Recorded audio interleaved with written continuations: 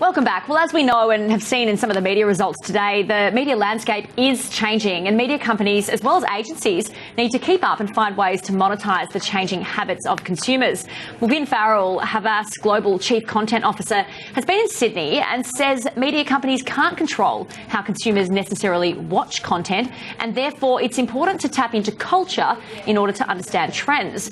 Well, James Manning caught up with him a short time ago and asked just what these trends are. One of the things that I'm seeing sort of globally across different markets is that what consumer behavior and sort of outlier behavior, in the moving picture business. So if you look at the film business from the past 120 years, every 20 to 30 years there's an independent film movement that becomes mainstream. And I think film as a sort of the petri dish of what's happening in advertising is a good indicator of what we're seeing around the world with advertising. And technology's involvement in that, this notion of democratized tools and technology. Everyone has access to cameras now on their phone. Everyone has access to the same apps. So if you look at the way that people are making and outputting and the way that they're consuming, there's this sort of current underneath the cult, like this, let me say that again. There's this current of culture that's happening. Mainstream media, to me, feels a lot more like the wind, and it blows in different directions. And if you really want to tap into what's happening, sort of behind and underneath the scenes, look at the culture. It's not just, youth culture, but it's a habit-changing thing. So whether you're in New York or you're in Sydney, if you look at the way people order food from restaurants, if you look at the way they capture images at family gatherings and output and post. So the general consumer these days is a lot more media savvy with what gets put out, how it gets consumed, and there's a lot more control in their hands. So big media companies have less control over what people are watching. And that has ramifications. Is that going to wash through the advertising and communication sector? I think it is washing through the advertising and communication sector. And I think that we're in this sort of, what I'm calling the age of Moneyball, where if we don't change the structures of how we make, create, and output for our clients, that we're going to be out of jobs. We're going to be out of business. If you look at what Facebook's doing, if you look at what Yahoo and Tumblr are doing, if you look at what Amazon's doing, they're treading into the territory of helping brands connect with people. At one point, there were a couple of pipes, so to speak, very simply. There were 3 or 4 major pipes, and that's how you reached mass audiences, is how you tapped into culture. Now this notion of fragmentation is something that I actually think we should embrace. I'm embracing fragmentation. Audiences are still there, but we have to figure out new ways to tap into them. Some people are calling it time on old media. Is it too early to work out where we're going to go? I mean, will there be a place, for print and radio, things like that in this new world? I 100% think that there's a place for print and radio and television in this new world. There's something about the tactile experience of picking up a book or reading a newspaper. People thought that records would be dead, and now there's a surge of sort of throwback record companies and things like that are happening. I think if you look at there's a place in the world for these things. At one point, 80% of the way that you reach people was TV. Now it might one day be 20%. Something that's really interesting about radio, I think in the States at least, is NPR. And any culture that has a car culture, any culture that has a commuter culture, there's still something about the tactile experience of reading and also the audio experience of receiving information. So it'll change the shape of the way that ad sales models monetize that type of work. But I think people like and want information, and they want quality.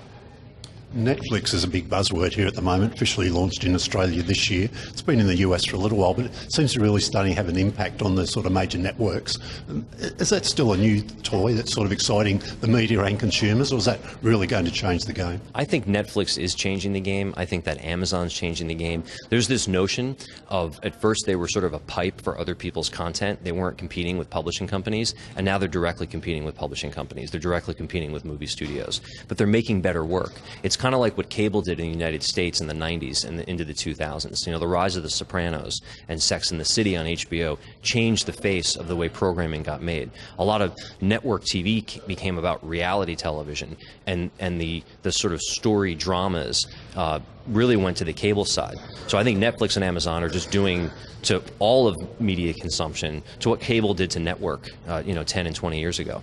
It's a bit of an ad-free environment, though, doesn't it? It cuts the advertiser out of the equation with that consumer paying direct to Netflix and ad-free broadcast. Yeah, it does. I think it changes the equation, and the equation hasn't been figured out yet. What you have is the ability to harness and attract an audience, and there's financial value in that, and you have people who are willing to pay for premium. I mean, you have a lot of people stealing downloads and things like that, but services like Apple and Netflix and Amazon, people pay for subscription services, and they're okay with it. They'll pay for good. I think people will pay for quality, and it's really up to the branding side of the business. It's up to the advertisers to figure out how to be relevant in that space. You started talking this interview about consumer-created content. That's the driver of social media, of course. How are advertisers coping with that, and are they finding it? I think a lot of smaller advertisers are finding, gee, we can, create a dialogue direct with our consumer, our customers. There's a huge benefit to be able to create a dialogue direct to consumers. You just have to know how to talk to them and where and when to talk to them. If you take a TV commercial and you cut it down to a 15 and you put it on Instagram, chances are it's going to get skipped. But if you create an object and have an idea and strategic thinking that's akin to the way that people are used to working or consuming an Instagram, chances are you're going to have affinity for a brand, because people, I don't think, mind being advertised to. I think they don't like being disrespected. They don't like being patronized. So there's a generation of people coming up who really don't mind if a brand created a piece of content, if an individual piece of created a content, or if a Hollywood studio, that if it's good and it fits for the medium, they'll watch it. Is there any danger there's less of a place for agencies in the equation? I think that there's less of a place for traditional agencies that only focus on TV distribution and TV creation. I think the modern day agency needs to be as much a maker culture as it is a broker culture. The way that an agency makes money in this marketplace has to change. And then the DNA of who's coming up with strategy, who's coming up with creative ideas, and then where and how those creative ideas are being output, that's the part that needs to be changed. How good is media coming to grips with the younger generations, I guess, people in their 20s now? That generation's starting to grow up. They consume a lot of media, but they do it a lot differently. I think the media business is in a great position right now, because there is this unique understanding of sort of what I say, the pipes and the money. And where I think the rubber meets the road with this right now is the strategic thinking and role of channel, and then what goes through that channel. So we can digitize anything. We don't want to commoditize it, though, while we're digitizing it. So we can put stuff places, we know how to track it, we know the data going in and on both sides of it. So from a media perspective, media business, I think we're in a really healthy position as an industry. I think where we're a little bit behind is the creative concepting, the thinking, what's being made, where it's being put.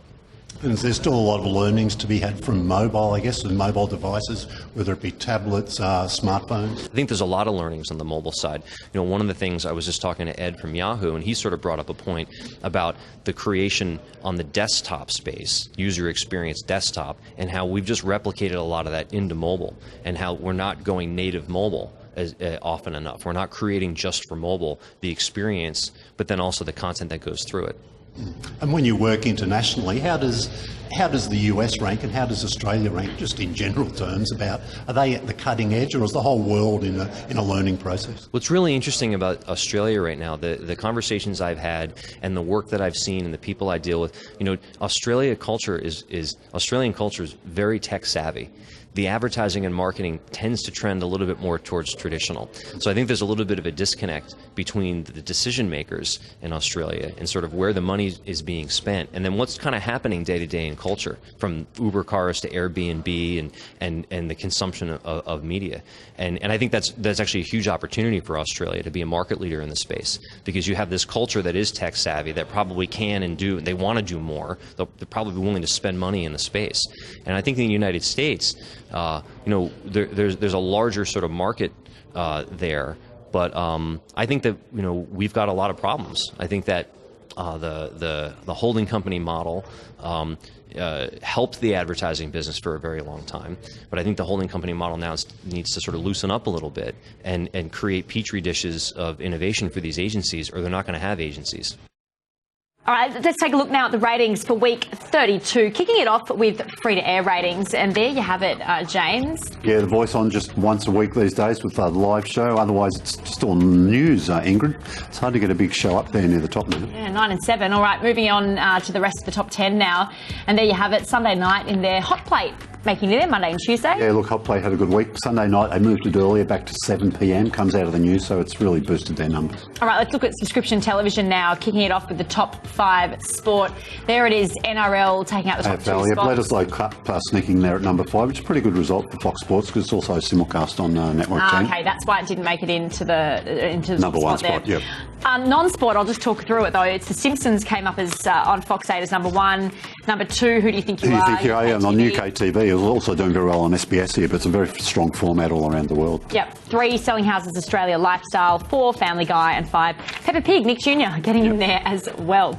Well, let's talk more television, James, because there's been some updated subscriber figures for streaming video on demand platforms Netflix and Stan this week. I guess no surprises to see they're both growing. Yeah, look, Mike Sneesby came out Wednesday this week, said, look, we've got over 300,000. Greg Highwood repeated that at the Fairfax analyst call, so they're quite happy with that figure. And they reckon about 70% of the people who trial it in that free subscription period stay on as regular 70%? subscribers. Yeah, so it's pretty high. Yeah, Netflix estimate the audience is up now over 700,000, so it's still only an estimate, but, you know, that's about twice the size of Stan. Stan are finding a lot of people may be taking two.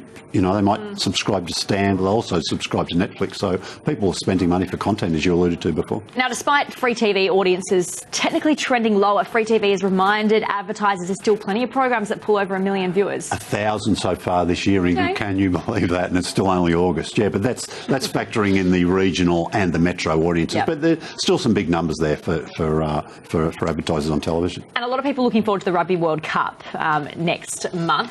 Fox Sports has sort of detailed how they'll be covering it. Yeah, look, they're going to have a lot of support programming on it, built around the games, as they've done successfully with the AFL and also on the NRL here in New South Wales for those viewers in Queensland. They're going to have a dedicated channel just to showing all the matches, something like close to 50 games, I think, right across the whole tournament. And they've got the digital publishing rights, so the Fox Sports are .com.au drives some pretty big audiences. They're going to be powering that with the all the official facts and figures. All hands on deck for that one. For sure. All right, and finally, Fear the Walking Dead, the prequel, has finally found a home. Yeah, it looks going to be on FX. It's also the home to The Walking Dead, and there would have been a lot of interest. A lot of people would have This is really much anticipated. This Oh yeah, this yeah. show, Look, yeah. it's that The Walking Dead now drives massive audiences for subscription TV. The interesting thing is Presto have got the SVOD rights, so they'll be showing, but not until next year. So that's something that will help drive their numbers in 2016. Lots to watch. It's been a very busy week for the media space. Unfortunately, that is all we have time for on this edition of Media Week. Big thank you to James Manning, editor and publisher of Media Week. From the team here, thanks for your company.